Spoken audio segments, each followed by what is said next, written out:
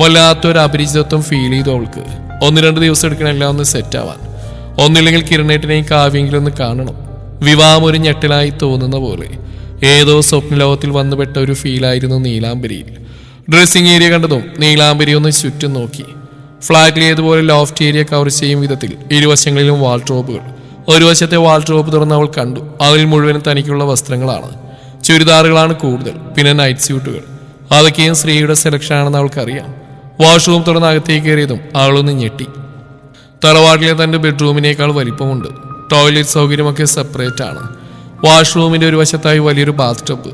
Cupboard തുറന്ന് ഉപയോഗിക്കാത്ത ബ്രഷും ടവലൊക്കെ എടുത്ത് അവൾ വസ്ത്രം മാറി വലിയൊരു ടവൽ നെഞ്ചപ്പം ചുറ്റി ഷവറിനടുത്തായി വന്നു നിന്നു അവൾ.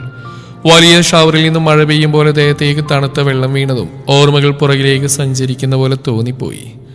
താൻ എവിടെയാണ്? ഉണ്ണിയേട്ടന്റെ ബെഡ്റൂമിൽ എന്ന് പറയുന്നതിനേക്കാൾ അച്ഛന്റെ വീട്ടിൽ. അങ്ങനെയാണ് അവൾ ഓർത്തത്. അതെ, അച്ഛന്റെ വീട്ടിലെത്തിയിരിക്കുന്നു. ഓർത്തുകൊണ്ട് കണ്ണുകൾ മുറുക്കി അടച്ചു. ഒരു സിനിമ പോലെല്ലാം മനസ്സിലേക്ക് വീണ്ടും ഓടി വന്നു.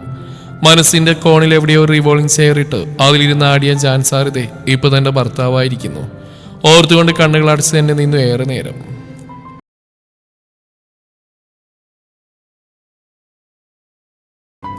വാണിംഗ്: ഈ കഥയിലുടനീളം പ്രണയപരമായ ഘടകങ്ങൾ അടങ്ങിയിരിക്കുന്നു. കേൾവിക്കാർ ശ്രദ്ധയോടെ കേൾക്കുക. പ്രായപൂർത്തിയാവാത്തവർ ദയവായി കേൾക്കരുത്. ഇരുകൈത്തണ്ടയിലൂടെയും ഒരു ചൂട് സ്പർശനം അരിച്ചിറങ്ങുന്നതറിയേ പിടഞ്ഞുകൊണ്ട് അവൾ കണ്ണുകൾ വലിച്ചു തുറന്നു. വയറിനോട് ചേർന്നിരിക്കുന്ന തന്റെ കൈകൾക്ക്